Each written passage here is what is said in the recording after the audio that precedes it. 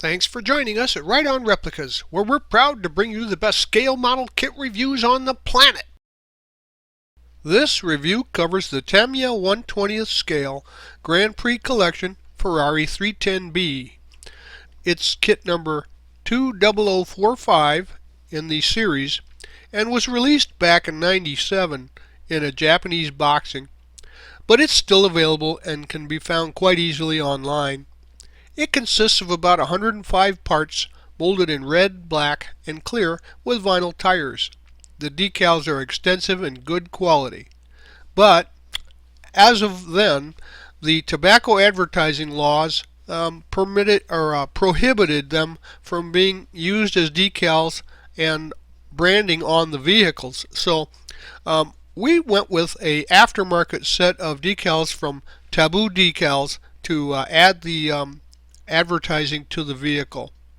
Now, Tamiya always makes a great looking product, and there's very few blemishes, and the build starts with the body, but you build that and take care not to damage the finish as you build it.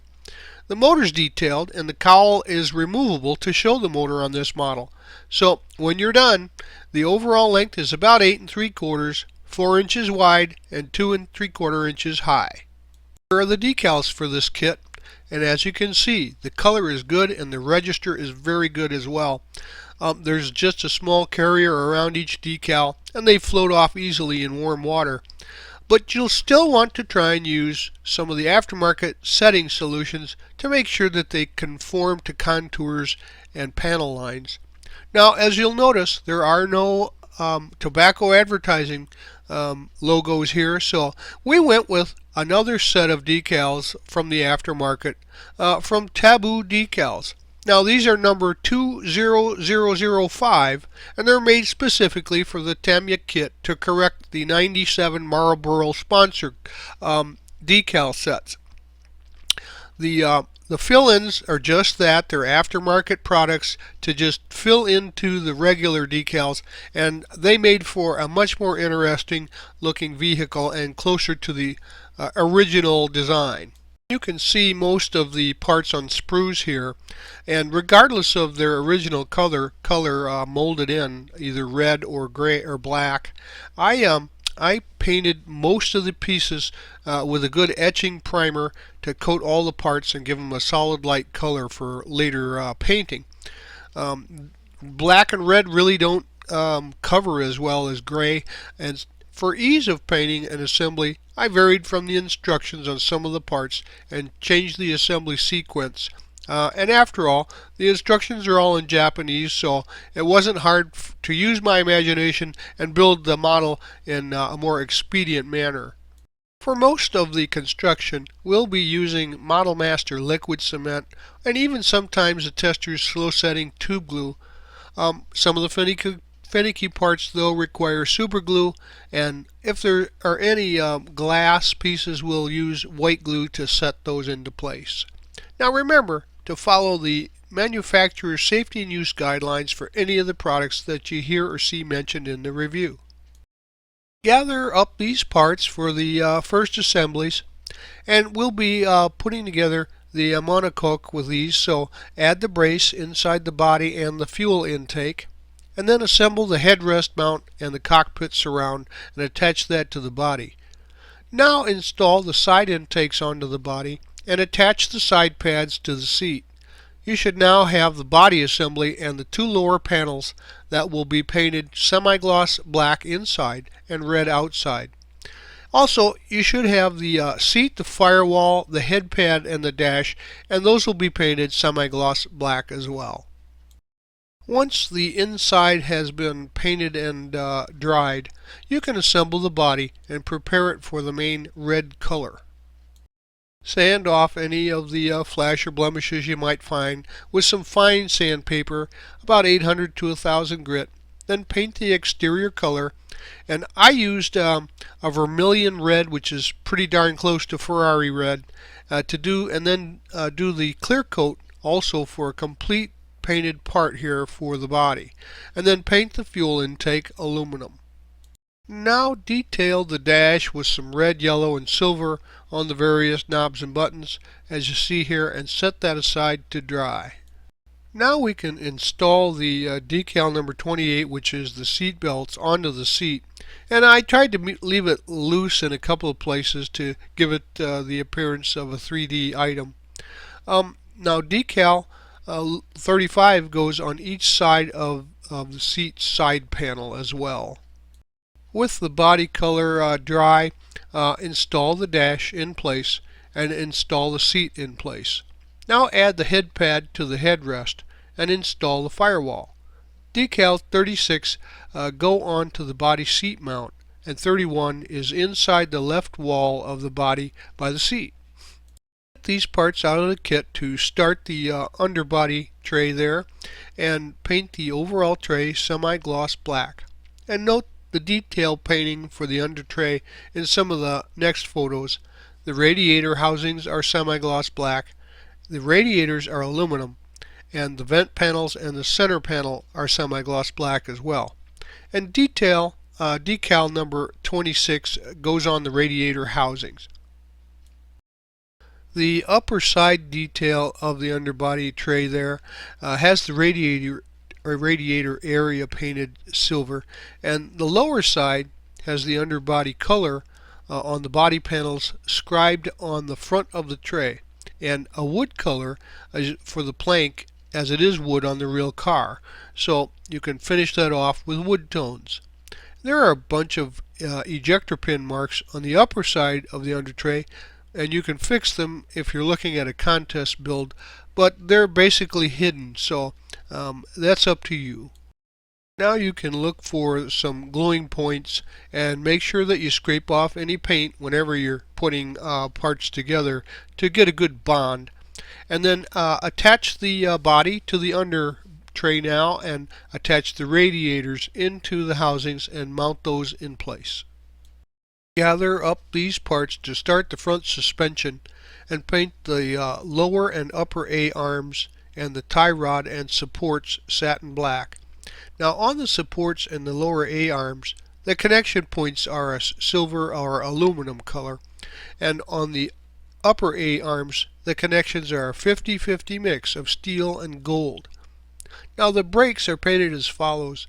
The outer disc is steel, the inner disc is 50-50 gold and metallic gray, and the calipers are a mix of 50-50 gold and steel.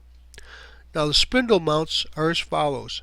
The mount is satin black, the spindle is 50-50 gold and metallic gray, and the center pin is white. We'll use some super glue for the front end assembly here of the suspension. Now attach the lower A-arm and the supports to the body, and slide the tie rod into the body and attach the upper A-arms there. Now assemble the brake unit with the spindle and disc and the poly cap in the middle, and attach these in place with the calipers to the rear. Decal 39 goes on the calipers.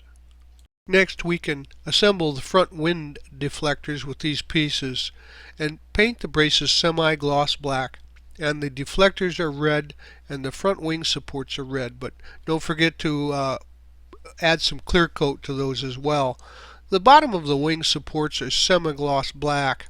And now attach the braces in place and insert the deflectors through the suspension into place and attach the wing supports to the nose there.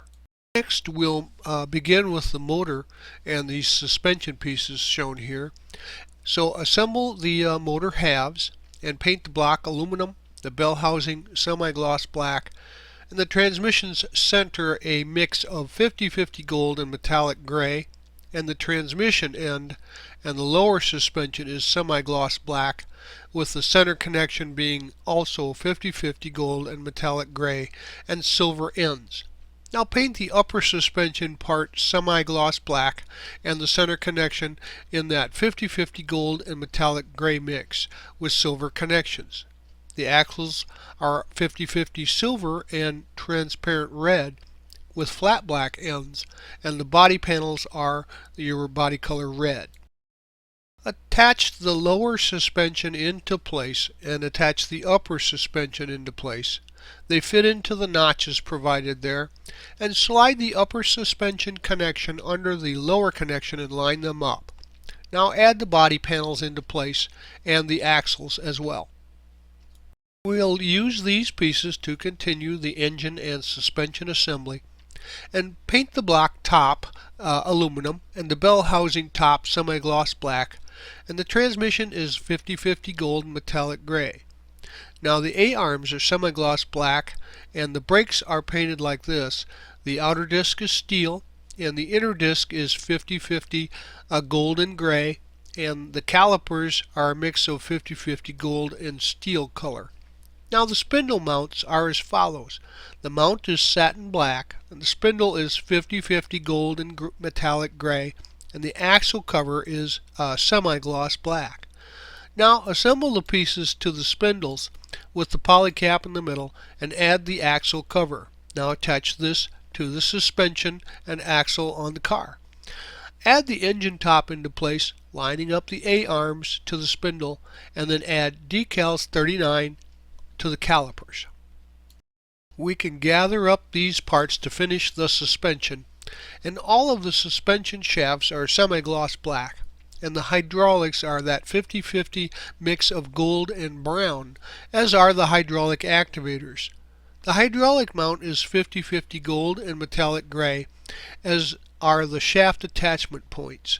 Now the valve covers are aluminum with a red stripe in the center and the silver Ferrari script. The distributor and the back of the clear parts are silver, and attach the hydraulics to the bell housing top and the suspension shaft at an angle to the lower attachment on the spindle. Now add the activators into place, and the stabilizers mount from the transmission sides to the spindles. Now the distributor and the valve covers can be added into place as well. Now grab these parts and separately install the engine and suspension and finish assembly to the rest of the body and that structure. Then assemble the exhaust and paint that steel and install those into place, and paint the intakes silver with a black top and install that into the motor valley. Now paint the cover a mix of 50/50 gold and yellow-green with semi-gloss black bottom and front, and add decals 37 to each side of the cover. Now install the assembly in place and add the cover to the intake.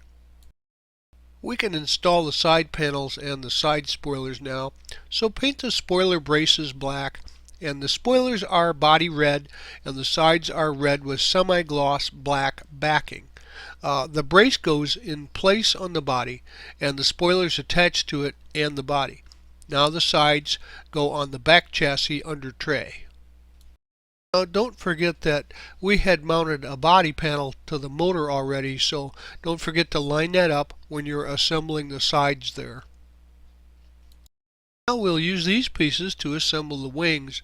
The front wing is semi-gloss black, with side panels being semi-gloss black on the inside and red on the outside for body color.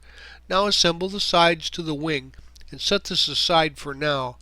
The rear upper wing is a two-part unit, and normally I'd use decals 44 and 45 here, but since I'm using the Marlboro scripts from the decal set of the aftermarket, the whole top two sections will be painted white.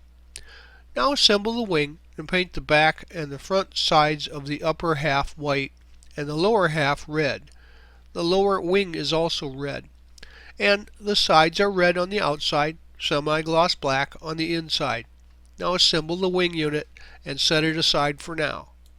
Now we'll work with the wheel assemblies, and the tires are simple to assemble, but they have to be completed in the right order for the decals to fit on properly. There's two size tires. The fronts are smaller. Now use some 220 grit sandpaper on a flat surface and press and roll the tread area of the tire to give it a roughed up look, and the center line on the tires won't be completely removed probably, but that's okay because the real ones have it too.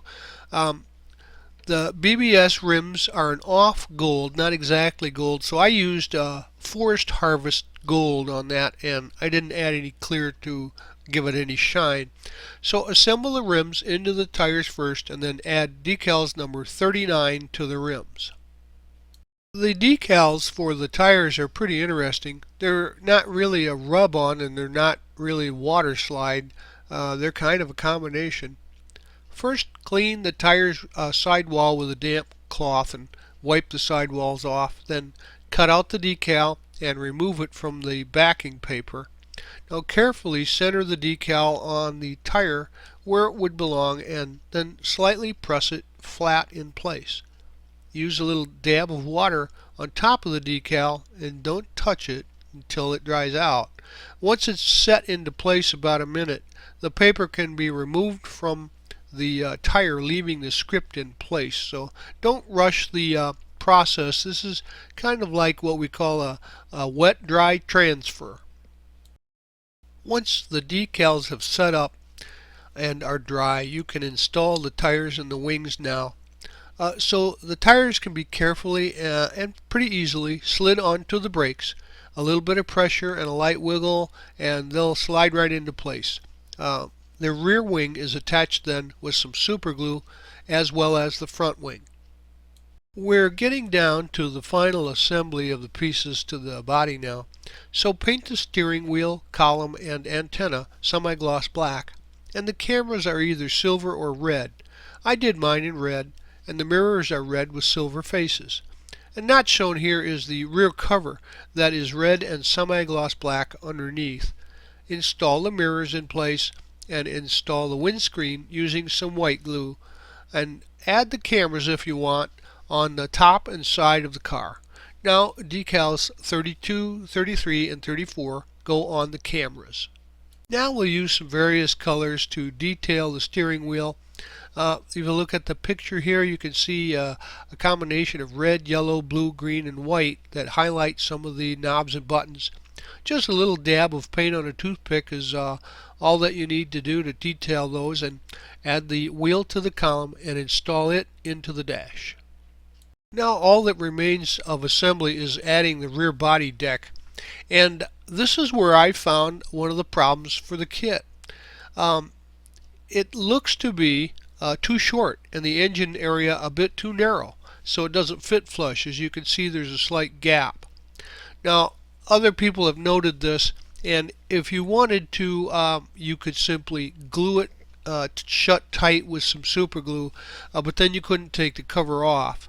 Now the only way to fix it that I would envision would have been to shave something off of the bottom of the motor to give it a little more clearance for that panel.